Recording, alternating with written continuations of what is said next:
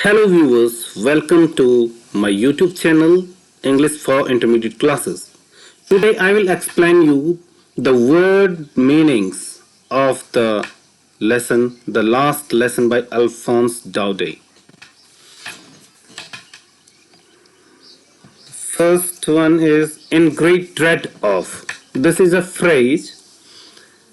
Phrase and words are different. Phrase is made up of one or two or more words, and it has a definite or certain meaning. In great dread of means very afraid of something, यानी बहुत ही भयानक,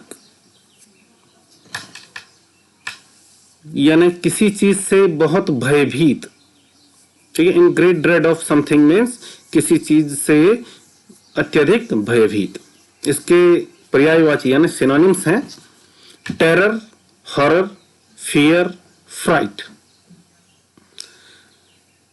और how can we use this word in a sentence? Whole world is in a great dread of corona.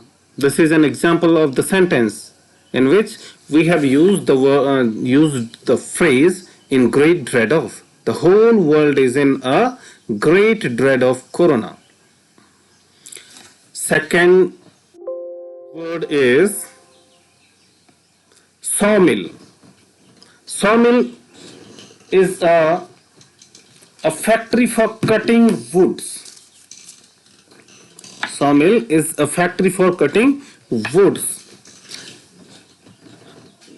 Hindi में इसको आरा घर भी कहते हैं, जहां आरी बड़ी बड़ी आरियां, स्वचालित आरियां भी होती हैं और उनसे बड़े बड़े पेड़ों की लकड़ियां काटी जाती हैं और उनको टिम्बर में बनाया जाता है. टिम्बर यानी ऐसी लकड़ी जिससे हम फर्नीचर बना सकते हैं, यानी काट के उनके तख्त बनाए जाते हैं, कड़ियां बनाई जाती हैं आरा घर में, सॉ मिल में.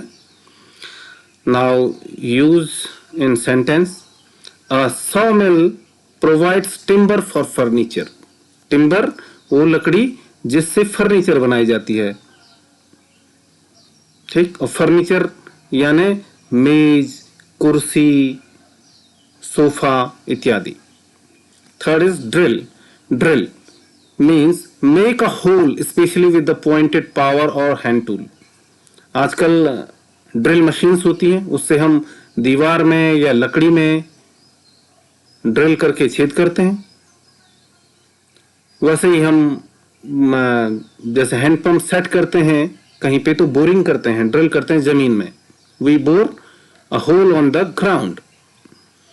सो drill. Second meaning of the drill is undergo military training or do military exercises. यानी कोई ट्रूप्स या सोल्जर्स प्रैक्टिस करते हैं, परेड की प्रैक्टिस करते हैं, एक्सरसाइज करते हैं, तो उसको ड्रिल कहा जाता है. For example Persian soldiers were drilling in the field. Okay. Now fourth word is tempt.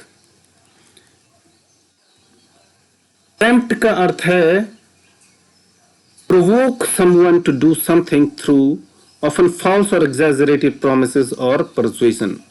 यानी प्रलोभन देना. टेम्प्ट का अर्थ है प्रलोभन, allure, entice, provoke, lure. Okay. Now how can we use this word in a sentence? In these days of lockdown people are tempted to come out of homes in the streets. Tempted to come out of the homes into the streets. Into the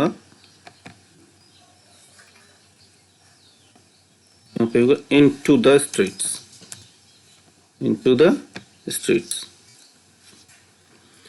Next is resist. Fifth word is resist. Withstand its meaning is withstands the force of something. यानी संयम रखना, किसी चीज का बहिष्कार करना या अपने आप में संयम रखना, प्रतिरोध करना, किसी बल के विपरीत दिशा में चलना. तो डिफाई या प्रोटेस्ट इसका सिनोनिम है, इसका पर्यायवाची है।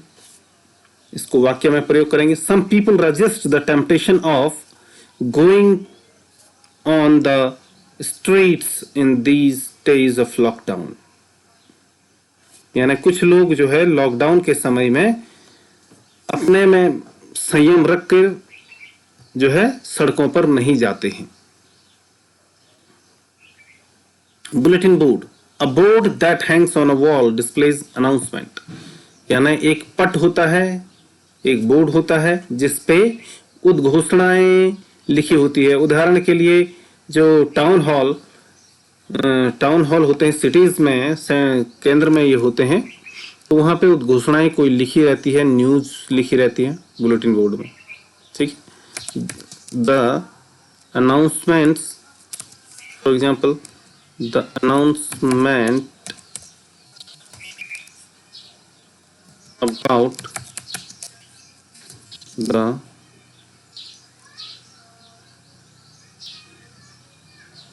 announcement about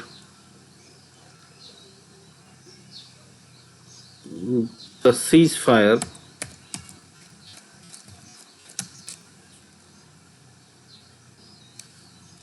was put on the bulletin board.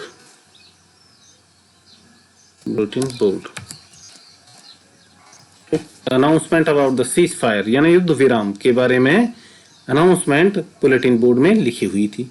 इस टाइप से एक हम इसको वाक्य बना सकते हैं। अप्रेंटिस, अप्रेंटिस का हिंदी में अर्थ होता है प्रशिक्षु। Someone who works for an expert in order to learn a trade. किसी कार्य को सीखने के लिए किसी व्यक्ति, एक्सपर्ट व्यक्ति की मातहत अगर कोई कार्य करता है तो उसे अप्रेंटिस कहते हैं। इंग्लिश में इसका दूसरा वर्ड है trainee.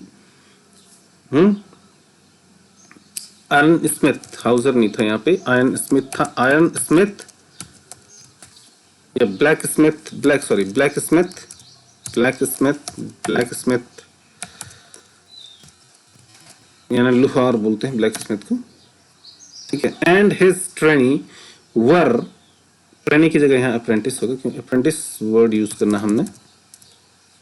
Apprentice and his apprentice were standing before the bulletin board along the town hall. यानी लोहार और उसका प्रशिक्षु टाउन हॉल के बाहर, आउटसाइड द ऐसे लिख सकते हैं, अलोंग द की जगह हम आउटसाइड द लिख सकते हैं, outside the town hall, outside the town hall. Blacksmith and his apprentice were standing before the bulletin board outside the town hall. Okay. Now, eighth is great bustle. Great bustle means बहुत हुड़दंग, शोर शराबा, rapid active commotion. The synonyms may be hustle and bustle, hustle, stir, commotion, hue and cry, chaos. Okay, all these are its synonyms. And how we can use this word in this phrase in a sentence: there was a great bustle in the class usually. Okay. Ninth is in unison. In unison को हिंदी में कहते हैं सभी एक साथ। Speaking or singing at the same time simultaneously. Simultaneously का अर्थ है एक साथ, सब लोग एक साथ। ठीक है, एक साथ गाना और या एक साथ बजाना एक ही समय में, यानी जैसे कोरस में करते हैं। इन कोरस, जैसे म्यूजिक में कोरस होते हैं, कोरस एक साथ गाने के बोल रिपीट करते हैं। Okay. Students were singing morning prayer in the morning assembly in unison. छात्र छात्राएं यानी विद्यार्थी सुबह की प्रार्थना सभा में सुबह की प्रार्थना एक साथ गा रहे थे। 10th word is rapping. Rapping means striking sharply. पटकना, जोर जोर से पटकना या ठकठकाना या खटखटाना। Knocking, if डोर के सेंस में आए तो वहां पे knocking होगा। ठीक है। डोर के सेंस में नॉकिंग होता है. Rapping, tapping, knocking, these are all synonyms. Strike sharply. Teacher was rapping his stick on the table. Or teacher was rapping his ruler on the table. Ruler or stick, whatever you want, you can write it. Teacher was rapping his stick or ruler on the table.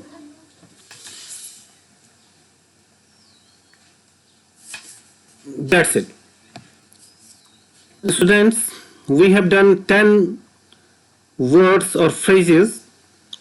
In the later section, we will do rest of the words and phrases of this chapter. Till then, goodbye. Thank you.